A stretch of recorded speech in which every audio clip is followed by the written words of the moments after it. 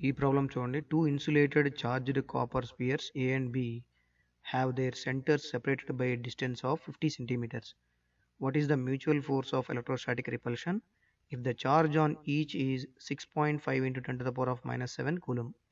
The radii of A and B are negligible compared to the distance of separation.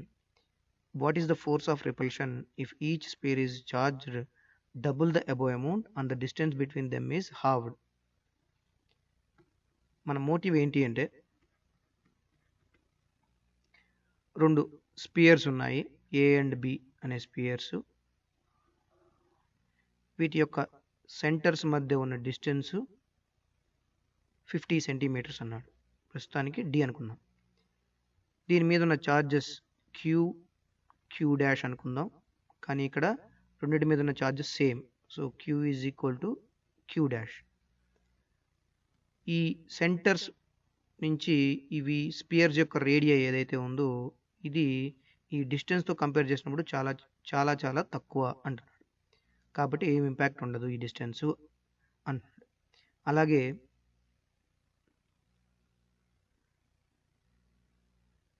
సెంటర్స్తో ఈ spheres యొక్క radius ఈ డిస్టెన్స్తో compare చేసినప్పుడు చాలా చాలా తక్కువ అంటున్నాడు. కాబట్టి ఈ రేడియస్ యొక్క ఇంపాక్ట్ ఏమీ ఉండదు డిస్టెన్స్ మీద.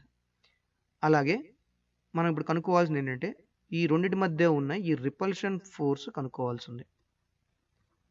అదే మన మోటివ్. అలాగే ఈ డిస్టెన్స్ని సగం చేసి ఈ ఛార్జ్ని డబుల్ కనుక చేస్తే అప్పుడు ఫోర్స్లో వచ్చే మార్పు ఏంటో మనం కనుక్కోవాల్సి ఉంది. అంటే ఎఫ్ డాష్, కొత్త ఫోర్స్ ఎఫ్ డాష్ ఎంతో కనుక్కోవాల్సి ఉంటుంది. అదే మన మోటివ్. ఇప్పుడు ఇన్వెస్టిగేట్ చేద్దాం ఏ క్వాంటిటీస్ ఇచ్చారో. D distance D is equal to 50 centimeters, that is equal to 50 into 10 to the power of minus 2 meters. అలాగే Q is equal to Q dash is equal to 6.5 into 10 to the power of minus 7 కూలం.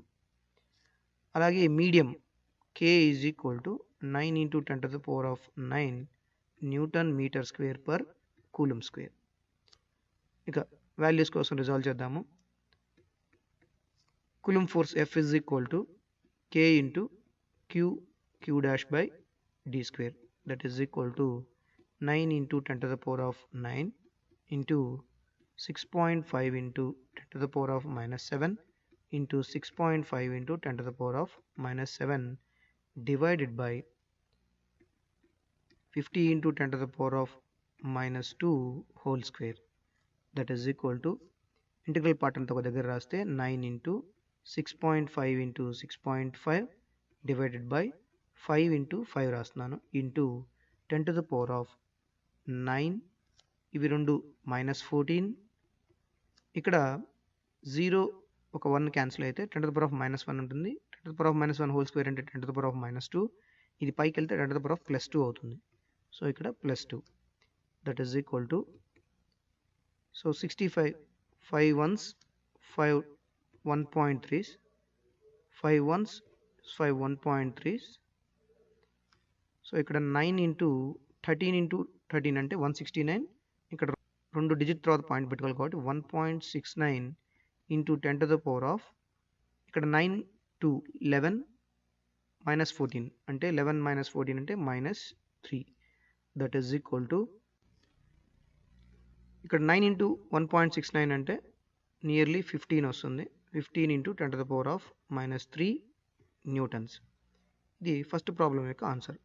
ఇక second problem ఏంటంటే F dash కనుక్కుందాం. F dash ఏంటి అంటే ఈ first ఛార్జ్ని double చేసాం అంటే 2q, second ఛార్జ్ని కూడా డబుల్ చేసాం అంటే 2q డాష్ డివైడెడ్ బై ఈ డిస్టెన్స్ని మటుకు హాఫ్ చేసాం d/2 whole square, that is equal to k into 4qq dash divided by d square by 4, that is equal to ఈ 4 న్యూమరేటర్లోకి వెళ్తుంది. So 4 into 4 16 into k into qq dash by d square. k into qq dash by d square అంటే అర్థం ఏంటి? First మనం కనుక్కున్న force, ఆ force value ఇక్కడ రాద్దాం. 16 into 15 into 10 to the power of -3 newtons, that is equal to 240 into 10 to the power of -3 Newton's.